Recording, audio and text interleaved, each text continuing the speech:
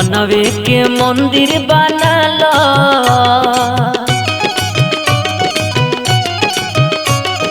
मनवे के मंदिर बनालो वही में राजा राम के मनालो।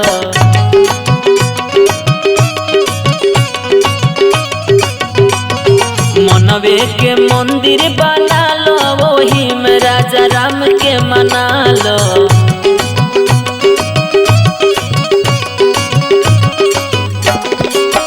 राम के मनालो राजा राम के मनालो। राम के मनालो राजा राम के मनालो। मनवे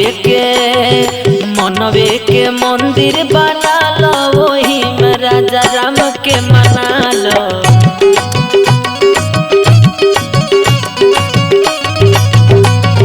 मनवे के मंदिर बनालो वही में राजा राम के मनालो।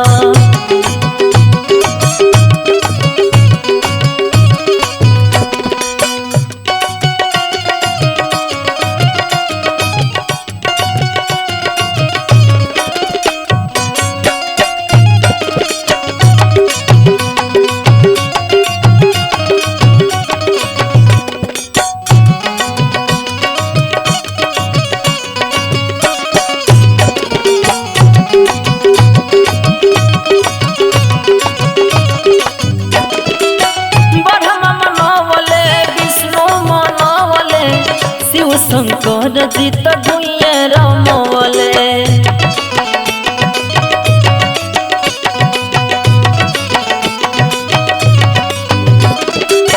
ब्रह्मा मनवले विष्णु मनवले शिव शंकर जी तो दुनिया रमवले। तू डुबकी मार के नहालो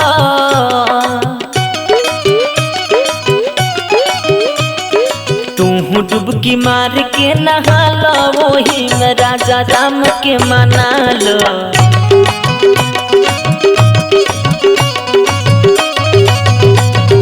मनवे के मंदिर बनालो वही में राजा राम के मनालो।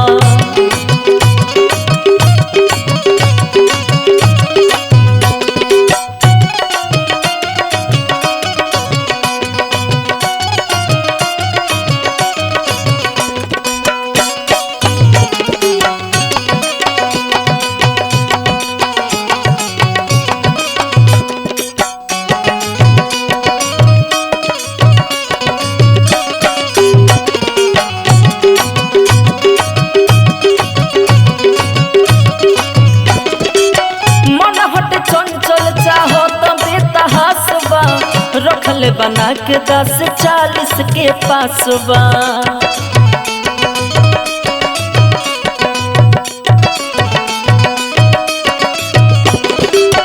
मन हट चंचल चाहो तो बेटा हसबा। रखले बना के 10-40 के पासबा। तो कौन सन तन से गिनालो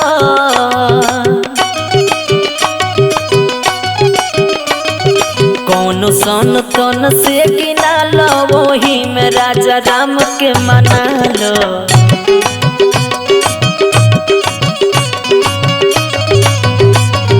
मनवे के मंदिर बनालो वही में राजा राम के मनालो।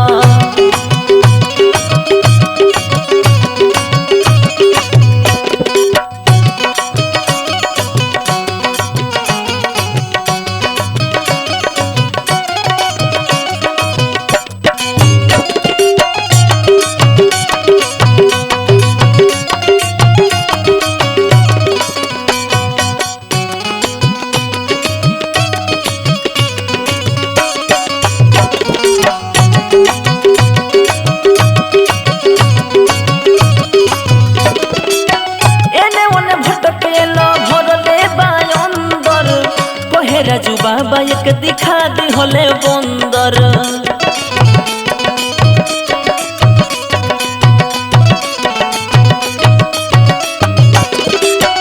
हमनी के एने ओने गइला के काम नहीं खे। राजू बाबा कहिले कि हनुमान जी अपन सीने में चीर के देखा दहनी तो मन जौन बा मंदिर हो आ यही मंदिर में भगवान निवास करिले।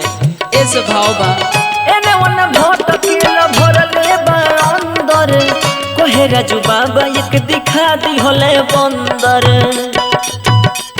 तो नहीं के राह अपना लो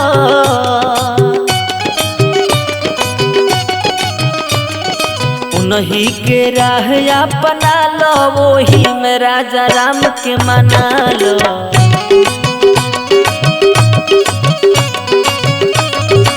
मनवे के मंदिर बना लो वही में राजा राम के मना लो। मनवे के मंदिर बना लो वही में राजा राम के मना लो।